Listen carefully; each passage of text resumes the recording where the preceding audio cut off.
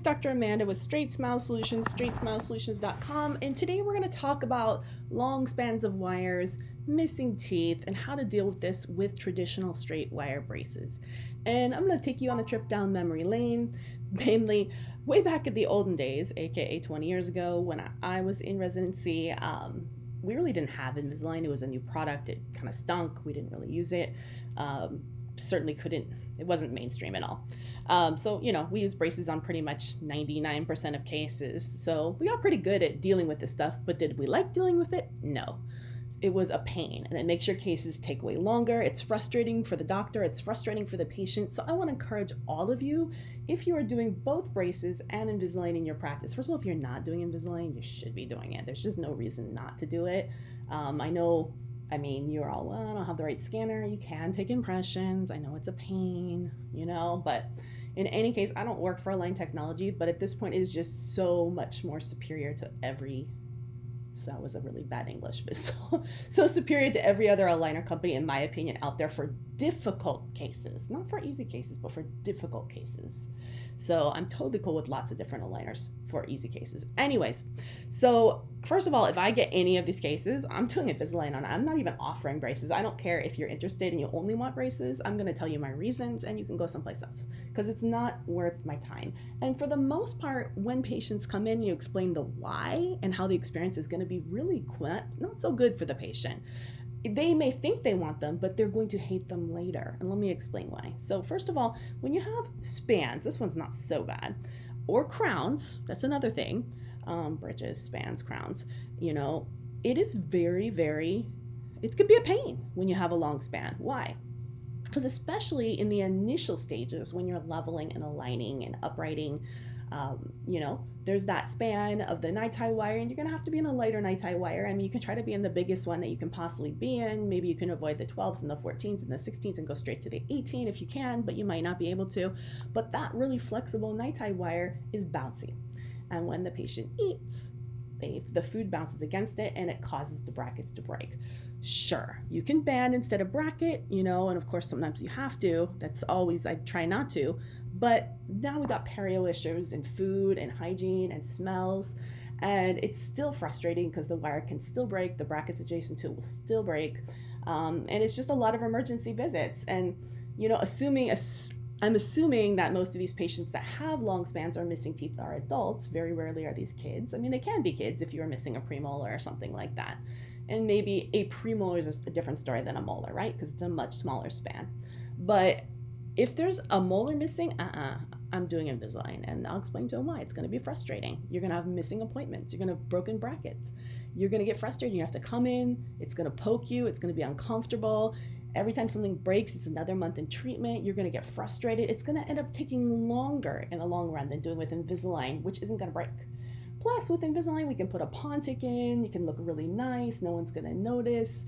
But anyways, let's say you started a case already, and let's say you don't want to you've already started it. You don't want to change it over to Invisalign. What do you do? Okay, so here's a few tips how to deal with these long spans. So, of course, it helps if you get on the 7s, which are the second molars, because the more anchorage you have, the less it's going to flex, right?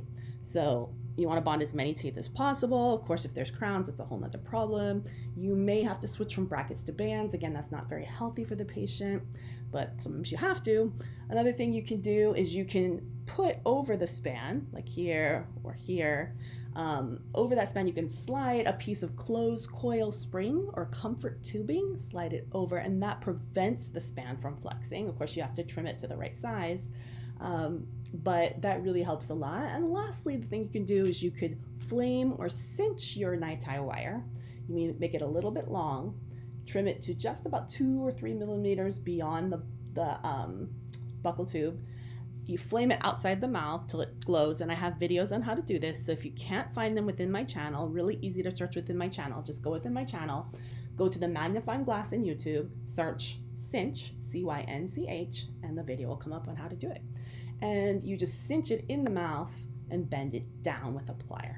So in any case, hopefully this was helpful. These are suggestions, but it will be frustrating. And yes, there's a point where I would just, when I had crown cases or missing teeth cases, it was just, nope, sorry, this is an Invisalign case only. And if you really, really, really want braces and brackets and wires, here's why I want to do Invisalign, because you're going to be miserable, I'm going to be miserable, and we're both not going to like the experience.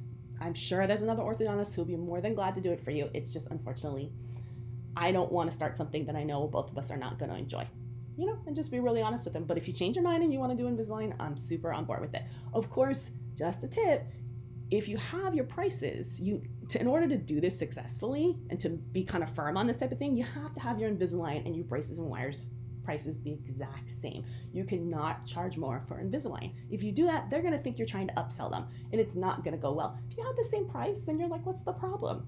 If they're worried about not wearing them, that's where I kind of, even teenagers, I go, okay, tell me, what do you do? Do you go to work in the morning? Yeah. For adults. Okay. Do you go on time to work? How long have you worked at the same job? 10 years. Well, I know you're responsible then. If you can go to work and, brush your hair every day and take a bath every day and go to work every day, you can definitely keep your aligners in every day. And you know what? If you're worried, I'm going on a tangent here, but if you're worried about having to take them out when you eat and brush, there's a workaround for that. What I do is I tell them, great, leave them in while you eat. Then they just stay in all day. Yeah, they might get a little funky, but what we can do is we can double the aligners. We can take a treatment plan that's normally a solid 30 or 40. Now, if Invisalign says it's a 20, to me it's a 40, because I already turning into a 40. If you're telling me you're going to eat with them in, I'm turning it to an 80. Sorry, Invisalign, I know you don't like it, but guess what? It works. Because now they can change their aligners every 3 days instead of once a week. And if they're changing their aligners every 3 days because they're eating with them in, first of all, it's super healthy for them because it's super slow and low forces. They're probably going to track amazingly. And they don't get icky because in 3 days they throw them away and get a new one. They think this is fabulous, and it totally combats the issue of non-compliance because you just leave them in, right? You leave them in, and when you get home, you take them out, brush and floss. Soak them, brush them, put them back in. Leave them in when you eat, all day at work, all day at school. It's a non-issue. Once you introduce that suggestion, just say, no worries, I'll make it so you can change your aligners twice a week. You can eat with them in. There's really no reason not to choose Invisalign because it's that easy. So I basically, all the push points, all the objections, I just covered, There's no reason not to have it. So the only reason would be price, and that's something you can control in your office because you know what? You're going to find these cases have so much less chair time. I mean, especially if they've got long spans. They're going to have ridiculously less chair time, and there's a value to your chair time. There's a value to your staff's chair time. There's a value to your office chair time, and your front desk is going to love it because there's going to be no frustrations. So anyways, no, I do not work for Align Technology, and I would never, to be really honest. I don't drink that Kool-Aid, but in this situation, I am 100% on board, and I do think Align Technology by far has the best Pontics out there. And again, I don't work for them. I wish other companies would be as good as them, but they're not. So yeah. Anyways, I can't believe I'm even saying this, but it's true. So anyways, hopefully that was helpful. Take care.